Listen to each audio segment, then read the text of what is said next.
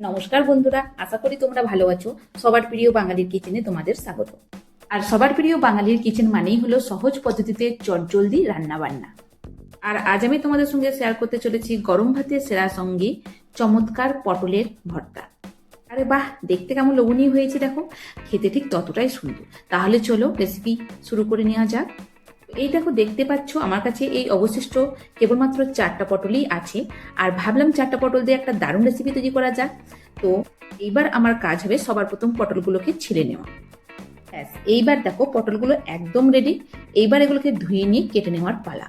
তো পটলগুলো আমি ধুয়ে নিয়েছি। এইবার একটা চাকুতে পটলগুলো শুধুমাত্র দুটো ভাগ করে নিচ্ছি। সমস্ত পটলগুলো দেখো আমি কেটে 2 ভাগ করে নিলাম। তো 4টা পটলে মোট আমার 8টা পিস হয়েছে। এইবার এগুলোকে আমি নিয়ে নেবো একটা বড় বাটির মধ্যে। তো এখানে দেখো আমি একটা স্টিলের বাটি নিয়েছি। স্টিলের বাটির মধ্যে আমি পটলগুলোকে নিয়ে নেব। ওপর থেকে দিয়ে দেব সর্ষের তেল। সর্ষের তেলটা পটলের গায়ে খুব ভালো করে মাখিয়ে নিচ্ছি। তোমরা দেখতেই পাচ্ছ ভালো করে সর্ষের তেলটা পটলের গায়ে লাগিয়ে দিয়েছি। এইবার এগুলোকে আমি পুড়িয়ে নেব। পোড়া পোড়া ভাবটায় কিন্তু ভর্তার মধ্যে একটা ভালো স্মোকি ফ্লেভার নিয়ে আসবে।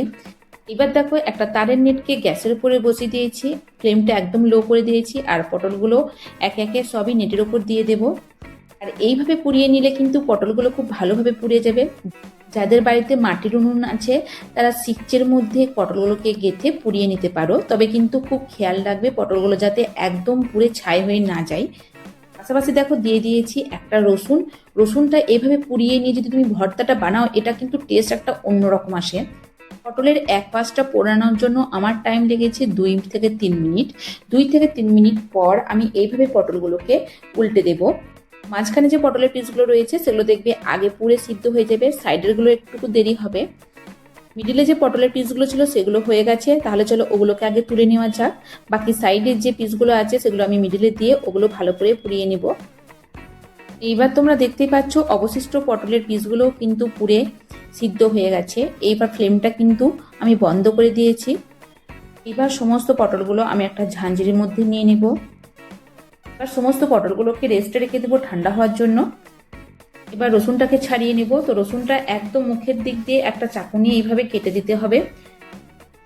এইবার একটা একটা রসুন এইভাবে ধরে টিপে শুধু বের করে দেব ছালটা।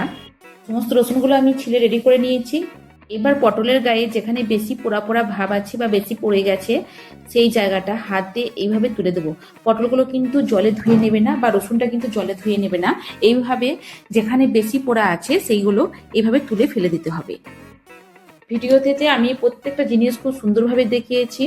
আর ডেসক্রিপশন বক্সেও সমস্ত উপকরণ এখানে লেখা আছে, তবে এর কোনো মাপ অবশ্য নেই আর বেশি ইনগ্রিডিয়েন্টস লাগবে না। ও যদি তোমরা চাও তাহলে ডেসক্রিপশন বক্সে গিয়ে উপকরণগুলো দেখে নিতে পারো। এইবার একটা চাকু দিয়ে পটলগুলো এইভাবে কেটে নেব। এইখানে দেখো একটা মিক্সার গ্রাইন্ডার জার নিয়েছি। আর মিক্সার গ্রাইন্ডার জারের মধ্যে সমস্ত পটলের পিসগুলো দিয়ে দেব। তার সঙ্গে দিয়ে দেব রসুন। রসুন দেওয়ার পর দেব, এবার দেব ফ্রাই করা চানা।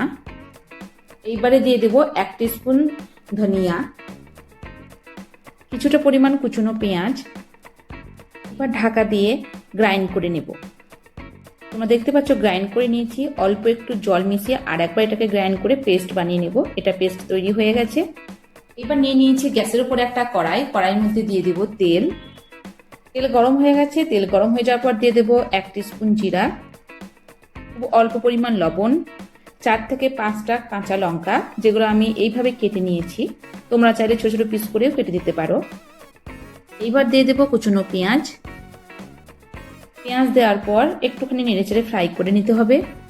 এরকম ভাবে যখন পেঁয়াজগুলো হালকা ফ্রাই হয়ে যাবে তখন দিয়ে দেব হলুদ পাউডার, লঙ্কা পাউডার। এইবার বানিয়ে রাখা পটলের পেস্টটা এর মধ্যে দিয়ে দেব। পেস্টটা কড়াইয়ের মধ্যে দেওয়ার পর একটা হাতা বা খুন্তি দিয়ে এইভাবে ঘন ঘন নেড়ে নিতে হবে। আর ফ্লেমটাকে একদম লো রাখতে হবে। এটা ততক্ষণই ভুনতে হবে যতক্ষণ এটার ওপর হালকা তেল না উঠে আসে, ততক্ষণ পর্যন্ত এটা ভুনে নিতে হবে।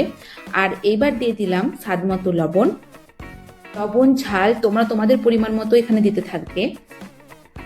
আমি এখানে চিনি ব্যবহার করিনি, তবে তোমরা যারা চিনি খেতে পছন্দ করো তারা অল্প পরিমাণ চিনি এখানে দিতে পারো। পটলের ভর্তাটা যে একদম তৈরি হয়ে গেছে সেটা তোমরা দেখলেই বুঝতে পারবে। এটা একদম কড়াই থেকে ছেড়ে যাবে আর কড়াইয়ের মধ্যে লাগবে না। এবার দেখো উপর থেকে আমি দিলাম লেবুর রস। এবার দিয়ে দেবো 1 টেবিল স্পুন পরিমাণ কাঁচা সর্ষের তেল। পটলের ভর্তাটাতে অবশ্যই কিন্তু কাঁচা সর্ষের তেল আর লেবুর রস শেষে ব্যবহার করবে, দেখবে খেতে খুবই সুন্দর হবে, খুবই দারুণ লাগবে।